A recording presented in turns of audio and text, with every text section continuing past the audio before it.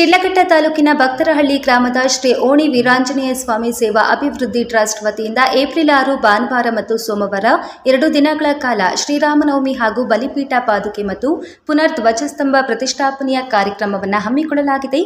ಸಮಸ್ತ ತಾಲೂಕಿನ ಜನತೆ ಪ್ರತಿಷ್ಠಾಪನಾ ಮಹೋತ್ಸವಕ್ಕೆ ಆಗಮಿಸಿ ಪೂಜೆಯಲ್ಲಿ ಪಾಲ್ಗೊಳ್ಳಬೇಕೆಂದು ಎಚ್.ವಿ. ಮುನಿರೆಡ್ಡಿ ತಿಳಿಸಿದರು.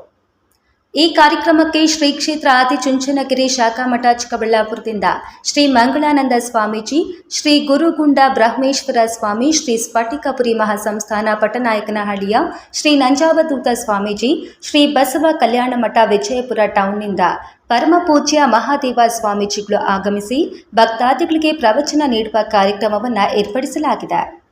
ಇನ್ನು ಈ ಬೃಹತ್ ಅದ್ದೂರಿ ಕಾರ್ಯಕ್ರಮಕ್ಕೆ ಕನ್ನಡ ರಾಜ್ಯೋತ್ಸವ ಪ್ರಶಸ್ತಿ ಪುರಸ್ಕೃತರು ಹಾಗೂ ಸುಮನಾ ಫೌಂಡೇಶನ್ ಸಂಸ್ಥಾಪಕರು ಡಾಕ್ಟರ್ ಸುನೀತಾ ಮಂಜುನಾಥ್ ಆಗಮಿಸಲಿದ್ದಾರೆ. ಹಾಗೂ ಶಿಡ್ಲಘಟ್ಟ ವಿಧಾನಸಭಾ ಕ್ಷೇತ್ರದ ಶಾಸಕ ಬಿಎನ್ ರವಿಕುಮಾರ್, ಕಾಂಗ್ರೆಸ್ ಮುಖಂಡ ಪುಟ್ಟು ಆಂಜಿನಪ್ಪ, ಬಿಜೆಪಿ ಮುಖಂಡ ಸಿಕಲ್ ರಾಮಚಂದ್ರಗೌಡ ಸೇರಿದಂತೆ ಅನೇಕ ಸಮಾಜ ಸೇವಕರು ಆಗಮಿಸಲಿದ್ದಾರೆ. ಶ್ರೀರಾಮನವಮಿ ಮತ್ತು ಬಲಿಪೀಠ ದೇವರ ಪಾದಕ್ಕೆ ಹಾಗೂ ಪುನರ್ ಧ್ವಜಸ್ತಂಭ ಪ್ರತಿಷ್ಠಾಪನೆಯನ್ನ ನಡೆಯಲು ಭಗವಂತನ ಪ್ರೇರಣೆಯಾಗಿರುವುದರಿಂದ ಗ್ರಾಮದ ಹಾಗೂ ಸುತ್ತಮುತ್ತಲಿನ ಗ್ರಾಮದ ಭಕ್ತಾದಿಗಳು ಬಂದು ತಮ್ಮ ಧನುಮಾನ ಧನ ಧಾನ್ಯಗಳನ್ನು ನೀಡಿ ಭಗವಂತನ ಕೃಪೆಗೆ ಪಾತ್ರರಾಗಬೇಕೆಂದು ಓಣಿ ವೀರಾಂಜನೇಯ ಸ್ವಾಮಿ ಸೇವಾ ಅಭಿವೃದ್ಧಿ ಟ್ರಸ್ಟ್ ವತಿಯಿಂದ ಪ್ರಾರ್ಥಿಸಿದರು. ಈ ಸಂದರ್ಭದಲ್ಲಿ ಎಸ್.ವಿ. ನಾರಾಯಣಸ್ವಾಮಿ, ಬಿ.ಎಂ. ಸೊನ್ನೇಗೌಡ, ಸಂತೆ ಮಂಜುನಾಥ್, ಎಸ್.ಸಿ. ಚಂದ್ರಶೇಖರ್, ಹಾಲೇರಿ ಮಹೇಶ್, ಲಕ್ಷ್ಮಣ್ ಗೌಡ, ಪ್ರಸಾದ್, ಅಕ್ಕಯ್ಯಮ್ಮ, ವೀರಗಾಸೆ ಶಿವಶಂಕರ್, ಅರ್ಚಕರಾದ ವೀರಭದ್ರಯ್ಯ ಸೇರಿದಂತೆ ಮತ್ತಿತರರು ಹಾಜರಿದ್ದರು. ವರದಿ ಚಿಕ್ಕದೇಕಹಳ್ಳಿ ಶಿವಕುಮಾರ್.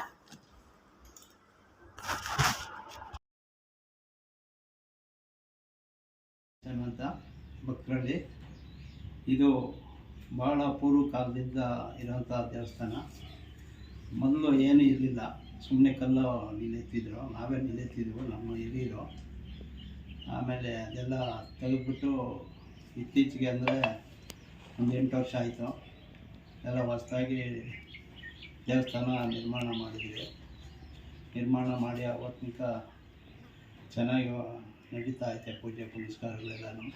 ಹನುಮ ಜಯಂತಿ ಮತ್ತು ಶ್ರೀರಾಮನವಮಿ ಭಾಳ ವಿಜೃಂಭಣೆಯಿಂದ ನಡೆಸ್ತಾ ಇದ್ದೀವಿ. ಅದರಲ್ಲಿ ಶ್ರೀರಾಮನವಮಿ ಅಂತೂ ಹೋದ ಸಾರಿ ಕಲ್ಯಾಣೋತ್ಸವ ಮಾಡಿದ್ದೀರಿ, ಭಾಳ ಚೆನ್ನಾಗಾಯಿತು.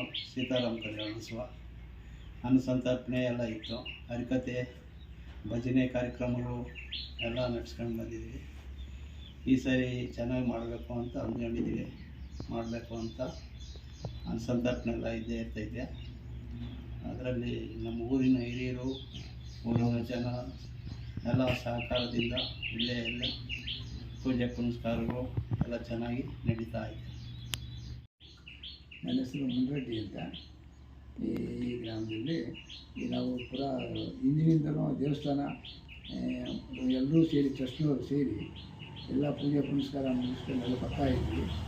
ಈ ಹೋದ ಸರಿ ಏನೋ ಭಗವಂತನ 3 ವರ್ಷದಲ್ಲಿ ಅಂದ್ಕೊಂಡ್ವಿ, ಕೊರೋನಾ ಬಂತು, ನಿಂತೋಯಿತು. ಆದ್ದರಿಂದ ಹೋದ ವರ್ಷ ಭಗವಂತನ ದಾರಿ ಕೊಟ್ಟ, ಸೀತಾರಾಮ ಕಲ್ಯಾಣ ಮಾಡಿ ಅದನ್ನು ವಿಜೃಂಭಣೆಯಿಂದ ಮುಂದೆ ಇದೇ ಥರವಾಗಿ ಸಂತುಷ್ಟವಾಗಿ ನಡೆಸ್ಕೊಂಡು ಹೋಗಬೇಕು ಅಂತ ನಮ್ಮ ಭಾವನೆ. ಎಲ್ಲರೂ ಆಶಯಿಸ್ತೀವಿ. ಊರಿನ ಗ್ರಾಮಸ್ಥರು, ಊರಿನ ಹಿರಿಯರು ಎಲ್ಲರೂ ನಮಗೆ ಸಹಕರಿಸ್ತಾ ಇದ್ದಾರೆ. ಆ ಊರು ಚೆನ್ನಾಗಿರಲಿ ಅಂತ ನಮ್ಮ ಭಾವನೆಯಿಂದ ನಾವು ಈ ದೇವಸ್ಥಾನ ಓಣಿ ವೀರಾಂಜನೇಯ ಸ್ವಾಮಿ ದೇವಸ್ಥಾನ ಏನೋ ಒಂದು ಎಲ್ಲ ಗ್ರಾಮಸ್ಥರಿಂದ ನಾವು ಎಲ್ಲ ಸೇರಿ ಮಾಡಿಕೊಂಡು ಮುಂದುವರಿಸ್ಕೊಂಡು ಹೋದಾಯಿದ್ದೀವಿ. ಅಣ್ಣ, ಇದು ದೇವಸ್ಥಾನಕ್ಕೆ ಏನಾದ್ರು ಇಲ್ಲಿ ಇದೆಯಾ, ಮಹತ್ವ ಏನಾದ್ರು ಇದೆಯಾ? ಮಹತ್ವ ಇದೆ. ಹಿಂದೆ ಇದು ಏನಾಗಿತ್ತು ಅಂತಂದರೆ ಇಲ್ಲಿ ಬರೋಕ್ಕೆ ಭಯ ಆಗ್ತಾಯಿತ್ತು, ಅಂಥ ಭಾವನೆ ಇತ್ತು. ಯಾವ ಸಣ್ಣ ಪೂಜೆಗಳು ಆಗ್ತಾಯಿಗಳು, ಗೊತ್ತಾಯ್ತಾ? ಅದೊಂದು ತಪ್ಪೋಯಿತು. ಇವತ್ತಿನ ಎಷ್ಟೇ ಹೊತ್ತಿನಲ್ಲಿ ಹೋದ್ರೂ ಕೂಡ ಏನು ಇವತ್ತಿಗೆ ಒಬ್ಬರಿಗೆ ಏನು ತೊಂದರೆ ಆಗಿಲ್ಲ. ಅದೊಂದು ನಮ್ಗೆ ದೊಡ್ಡ ಉಪಕಾರ, ಭಗವಂತನ ಆಶೀರ್ವಾದ. ಇವತ್ತಿಗೂ ಎಲ್ಲರೂ ಧೈರ್ಯವಾಗಿ ಓಡಾಡ್ತಾ ಇದ್ದಾರೆ. ಆಮೇಲೆ ಇವರು ಇನ್ನೂ ವಯಸ್ಸಾದವರು ಹಿರಿಯರು ಬಂದು ಇಲ್ಲಿ ವಿಶಾಲವಾಗಿ ಇರ್ತಾವಂತಾರೆ, ತಗೊಂಡು ಸಂತೋಷವಾಗಿದ್ದಾರೆ ಎಲ್ಲರೂ. ಸುಮಾರು ಒಂದು ನಮ್ಮ ಬುದ್ಧಿವರಕ್ಕೆ ಮೊದಲಿಂದಲೇ ಇಲ್ಲಿ ಓಣಿ ಆಂಜನೇಯ ಸ್ವಾಮಿ ದೇವಸ್ಥಾನ ಅನ್ನೋದು ಒಂದು ಚಿಕ್ಕದಾಗಿ ನೆಲೆ ಇತ್ತು. ಆಗ ಇಲ್ಲಿ ದೇವಸ್ಥಾನ ಮುಂದೆನೇ ಓಣಿ ಥರ ನೀರು ಹರ್ಕೊಂಡು ಹೋಗ್ತಾ ಇತ್ತು. ಆ ಒಂದು ಕಾರಣದಿಂದ ಈ ಒಂದು ದೇವಾಲಯಕ್ಕೆ ಓಣಿ ವೀರಾಂಜನೇಯ ಸ್ವಾಮಿ ಅಂತ ಹೇಳಿ ಹೆಸರಿಟ್ಟಿದ್ದೀರಿ. ಹಾಗೆ ಇದೊಂದು ಅಭಿವೃದ್ಧಿ ಮಾಡಬೇಕಾದ್ರೆ ಗ್ರಾಮಸ್ಥರ ಸಹಕಾರ, ಹೊರಗಡೆ ಒಂದು ಸಹಕಾರದಿಂದ ಇವತ್ತೊಂದು ಈ ಸನ್ನಿಧಾನ ಈ ಒಂದು ಮಟ್ಟಕ್ಕೆ ಬೆಳೆದಿದೆ. ಇಲ್ಲೊಂದು ಸೇವಾಭಿವೃದ್ಧಿ ಟ್ರಸ್ಟ್ ಅಂತ ಸಹ ಇದೆ. ನಮ್ಮ ಟ್ರಸ್ಟಲ್ಲಿ ಒಂದು 15 ಜನ ಸದಸ್ಯರು ಇದ್ದಾರೆ. ಕೆಲವು ಏನೋ ಕಾರಣಾಂತರದಿಂದ ಸಮಯ ಇಲ್ಲದ ಕಾರಣ ಬಂದಿಲ್ಲ ಟ್ರಸ್ಟಲ್ಲಿರುವಂಥವರು. ಇಲ್ಲಿ ಪ್ರತಿ ವರ್ಷವೂ ಶ್ರೀರಾಮನವಮಿ ಮತ್ತು ಹನುಮ ಜಯಂತಿ ಎರಡು ಕಾರ್ಯಕ್ರಮವನ್ನು ತುಂಬ ಚೆನ್ನಾಗಿ ಮಾಡ್ತೀವಿ.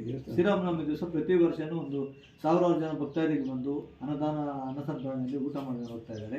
ಪ್ರತಿ ವರ್ಷವೂ ಸಾಂಸ್ಕೃತಿಕ ಕಾರ್ಯಕ್ರಮಗಳಾದಂಥ ನಾಟಕ ಇರ್ಬೋದು, ಪಂಡಾಪುರ ಭಜನೆ ಇರ್ಬೋದು, ಹರಿಕಥೆ ಇರ್ಬೋದು, ಈ ಥರ ಕಾರ್ಯಕ್ರಮಗಳು ಗ್ರಾಮದಲ್ಲಿ ನಡೆಸ್ಕೊಂಡು ಹೋಗ್ತಾ ಇದ್ದಾರೆ. 2024ನೇ ಇಸ್ವಿನಲ್ಲಿ ಶ್ರೀರಾಮನವಮಿಗೆ ವರ್ತೂರು ಸಂತೋಷ್ ಅವರು ಸಹ ಈ ಒಂದು ಕಾರ್ಯಕ್ರಮದಲ್ಲಿ ಭಾಗವಹಿಸಿದರು. ಈ ವರ್ಷದಲ್ಲಿ ನಮ್ಮ ಪಟ್ನಾಯಕ್ನಲ್ಲಿ ಸ್ವಾಮಿಗಳಾದಂಥ ಶ್ರೀ ಶ್ರೀ ನಂಜಾವಧೂತ ಅಂತ ಸ್ವಾಮೀಜಿಗಳು ಸಹ ಈ ಒಂದು ಕಾರ್ಯಕ್ರಮಕ್ಕೆ 7ನೇ ತಾರೀಕು ಬೆಳಗ್ಗೆ 10 ಗಂಟೆಗೆ ಭಕ್ತರಳ್ಳಿ ಗ್ರಾಮಕ್ಕೆ ಆಗಮಿಸ್ತಾ ಇದ್ದಾರೆ. ಅದೇ ಥರ ಆದಿಚುಂಚನಗಿರಿ ಶಾಖಾ ಮಠ ಚಿಕ್ಕಬಳ್ಳಾಪುರದ ಮಂಗಳಾನಂದ ಸ್ವಾಮೀಜಿಗಳು ಸಹ ಈ ಒಂದು ಕಾರ್ಯಕ್ರಮದಲ್ಲಿ ಭಾಗವಹಿಸ್ತಾ ಇದ್ದಾರೆ. ಮತ್ತೊಬ್ಬ ಸ್ವಾಮಿಗಳಾದಂಥ ವಿಜಯಪುರದ ಶ್ರೀ ಮಹಾದೇವ ಸ್ವಾಮೀಜಿಗಳು ಬಸವ ಕಲ್ಯಾಣ ಮಠ ಅವರು ಸಹ ಈ ಒಂದು 3 ಜನ ಸ್ವಾಮೀಜಿಗಳು ಈ ಒಂದು ಕಾರ್ಯಕ್ರಮದಲ್ಲಿ ಬರ್ತಾ ಇದ್ದಾರೆ. ವಿಶೇಷ ಆಹ್ವಾನಿತರಾಗಿ ಡಾಕ್ಟರ್ ಸುನೀತಾ ಮಂಜುನಾಥ್ ಅವರು ಸುಮನಾ ಫೌಂಡೇಶನ್ ಬೆಂಗಳೂರು ಇವರು ಒಂದು ಈ ಕಾರ್ಯಕ್ರಮದಲ್ಲಿ ಭಾಗವಹಿಸ್ತಾ ಇದ್ದಾರೆ. ಅದರ ಜೊತೆಯಲ್ಲಿ ಸುನೀತಾ ಮಂಜುನಾಥ್ ಅವರ ಸಹಪಾಠಿಗಳಾದಂತಹ ಯಾವುದಾದ್ರು ಬಿಗ್ ಬಾಸಲ್ಲಿ ಮೊನ್ನೆ ಹೆಸರು ಪಡೆದಿರೋಂಥ ಒಂದು 5 ಜನ ಬರ್ತೀನಿ ಅಂತ ಹೇಳಿದ್ದಾರೆ. ಬಟ್ ಇನ್ನೂ ನಮಗೆ ಅದು ಮಾಹಿತಿ ಸರಿಯಾಗಿ ಸಿಕ್ಕಿಲ್ಲ. ಬರಬಹುದು ಸರ್ ಅಂತ ಸುನೀತಾ ಮೇಡಮ್ ನಮಗೊಂದು ಮಾಹಿತಿ ಕೊಟ್ಟಿದ್ದಾರೆ. ಬಂದರೆ ಅವತ್ತು ಬಿಗ್ ಬಾಸ್ ಅವರು ಒಂದು 5 ಜನ ಬರ್ತಾ ಇದ್ದಾರೆ. ಸ್ಯಾಟಿಸ್ಫೈ ಯಾರ್ಯಾರು ಮಾಡಿದ್ರು ಅವರು ಒಂದು 5 ಜನ ಬರ್ತಾ ಇದ್ದಾರೆ. ಅದೇ ರೀತಿ ಅವತ್ತು ಬೆಳಗ್ಗೆ 7 ಗಂಟೆಗೆ ಬ್ರಾಹ್ಮಣಿ ಮುಹೂರ್ತದಲ್ಲಿ ದೇವಾಲಯದ ಹತ್ರ ಬಲಿಪೀಠಗಳು ಮತ್ತು ಪಾದಿಕೆ ಅಂತೇಳಿ ಒಂದು ಪ್ರತಿಷ್ಠಾಪನೆ ಕಾರ್ಯಕ್ರಮ ನಡೀತಾ ಇದೆ ಬೆಳಗ್ಗೆ 5 ಗಂಟೆಗೆ. ತದನಂತರ 9:30ರಿಂದ ಆಚೆ ಶ್ರೀರಾಮ ತಾರಕ ಹೋಮ, ಗ್ರಾಮ ಶಾಂತಿ ಹೋಮ ಎಲ್ಲವೂ ನಾವು ಇಲ್ಲಿ ಸನ್ನಿಧಾನದಲ್ಲಿ ಏರ್ಪಡಿಸಿದ್ದೀವಿ. 7ನೇ ತಾರೀಕು ಸೋಮವಾರ, ಏಪ್ರಿಲ್ 7ನೇ ತಾರೀಕು. ಅದೇ ರೀತಿ 10 ಗಂಟೆಗೆ ವೇದಿಕೆಯಲ್ಲಿ ಸ್ವಾಮಿಗಳಾದಂಥ ಮಂಗಳಾನಂದ ಸ್ವಾಮಿಗಳು, ನಂಜಾವಧೂತ ಸ್ವಾಮೀಜಿಗಳು, ಬಸವ ಮಠದ ಮಹಾದೇವ ಸ್ವಾಮಿಗಳು ಇವರಿಂದ ಪ್ರವಚನ ಕಾರ್ಯಕ್ರಮವನ್ನು ಸಹ ಇಲ್ಲಿ ಏರ್ಪಡಿಸಿದ್ದೀವಿ ಅದೇ ದಿನ ಸಂಜೆ. ಆಮೇಲೆ ರಾತ್ರಿಗೆ ಹೆಸರಾಂತ ಬೆಂಗಳೂರಿನ ಗುಮ್ಮಸಮುದ್ರಂ ತಂಡದವರಿಂದ ಸಾಸು ಜನಂ ಎಂಬ ಹಾಸ್ಯಭರಿತ ಹಾಗೂ ಭಕ್ತಿ ಪ್ರಧಾನವಾದ ನಾಟಕವನ್ನು ಸಹ ಈ ಒಂದು ಕಾರ್ಯಕ್ರಮದಲ್ಲಿ ಈ ಒಂದು ಸನ್ನಿಧಾನದಲ್ಲಿ ಏರ್ಪಡಿಸಿದ್ದೀರಿ. ಇಷ್ಟು ಹೇಳೋದನ್ನು ನಾನು ಬಯಸ್ತಾ ಇದ್ದೀನಿ. ನಮ್ಮ ಶ್ರೀ ಚಂದ್ರಶೇಖರ್ ಹೋಳಿ ವೀರಾಂಜನೇಯ ಸ್ವಾಮಿ ದೇವಾಲಯ ಶ್ರೀರಾಮನವಮಿ ಹಾಗೂ ಬಲಿಪೀಠ ಪಾದಕೆ ಮತ್ತು ಪುನರ್ ಪ್ರತಿಷ್ಠಾಪನಾ ಆಹ್ವಾನ ದಿನಾಂಕ 6/4/2025 ಭಾನುವಾರದಿಂದ 7/4/2025 ಸೋಮವಾರದವರೆಗೆ. ಕಾರ್ಯಕ್ರಮಗಳು ಸಂಜೆ 5:30ಕ್ಕೆ 6/4/2025 ಭಾನುವಾರ ಸಂಜೆ 5:30ಕ್ಕೆ ಗೋಧೂಳಿ ಲಗ್ನದಲ್ಲಿ ಗಂಗಾ ಪೂಜೆ, ಅನುಜ್ಞಾನ, ಸ್ವಶಸ್ತ್ರ ವಾಚನ, ಗಣಪತಿ ಪೂಜೆ, ವಾಸುದೇವ ಪುಣ್ಯಾಹ ವಾಚನ, ರಕ್ಷಾಬಂಧನ, ಕಳಶಾರಾಧನೆ, ಅಗ್ನಿ ಪ್ರತಿಷ್ಠೆ, ಪ್ರಧಾನ ಹೋಮ, ಪರಿಹಾರ ಹೋಮ, ಶಾಂತಿ ಹೋಮ. ದಿನಾಂಕ 6/4/2025 ಭಾನುವಾರ ರಾತ್ರಿ 8 ಗಂಟೆಗೆ ಭಕ್ತರಳ್ಳಿ ಗ್ರಾಮದ ಶ್ರೀರಾಮ ಭಕ್ತ ಮಂಡಳಿ ತಂಡದಿಂದ ಭಜನಾ ಕಾರ್ಯಕ್ರಮ. 7/4/2025 ಸೋಮವಾರ ಬೆಳಗ್ಗೆ 5:30 ಬ್ರಾಹ್ಮಣಿ ಮುಹೂರ್ತದಲ್ಲಿ ಬಲಿಪೀಠಗಳ ಪ್ರತಿಷ್ಠಾಪನೆ, ಧ್ವಜಸ್ತಂಭದ ಕುಂಭಾಭಿಷೇಕ. ಬೆಳಗ್ಗೆ 8:30ರಿಂದ ಶ್ರೀರಾಮ ತಾರಕ ಹೋಮ, ಗ್ರಾಮಶಾಂತಿ ಹೋಮ ಪೂರ್ಣವತಿ. ಬೆಳಗ್ಗೆ 10:30ಕ್ಕೆ ಮೂಲ ದೇವರಿಗೆ ಪಂಚಾಮೃತ ಅಭಿಷೇಕ, ವಿಶೇಷ ಹೂವಿನ ಅಲಂಕಾರ. ಬೆಳಗ್ಗೆ 11:30ಕ್ಕೆ ಮಹಾಮಂಗಳಾರತಿ, ತೀರ್ಥಪ್ರಸಾದ ವಿನಿಯೋಗ, ಪಾನಕ ವಿತರಣೆ. ವಿಶೇಷ ಸೂಚನೆ ಅದೇ ದಿನ 7/4/2025 ರಂದು ಭಕ್ತರಳ್ಳಿ ಪ್ರಮುಖ ಬೀದಿಯಲ್ಲಿ ಸ್ವಾಮೀಜಿಗಳಾದಂಥ ಮಂಗಳನಾಥ ಸ್ವಾಮೀಜಿಗಳು, ನಂಜಾವಧೂತ ಸ್ವಾಮಿಗಳು, ಮಹಾದೇವ ಸ್ವಾಮಿಗಳ ಮೆರವಣಿಗೆ ಇತ್ತು. ಮೆರವಣಿಗೆಯ ನಂತರ ಪ್ರವಚನ ಕಾರ್ಯಕ್ರಮ ಇರುತ್ತದೆ. ವಿಶೇಷ ಆಹ್ವಾನಿತರು ಸುನೀತಾ ಮಂಜುನಾಥ್ರವರು. ಕನ್ನಡ ಸೊನ್ನೆಯವರ BM ಸೊನ್ನೆಯವರ ಅಂತ ಭಕ್ತರಲ್ಲಿ ನಮ್ಮ ಶಿಲ್ವೇರ ತಾಲೂಕು, ಚಿಕ್ಕಬಳ್ಳಾಪುರ ಡಿಸ್ಟಿಕ್ಕು.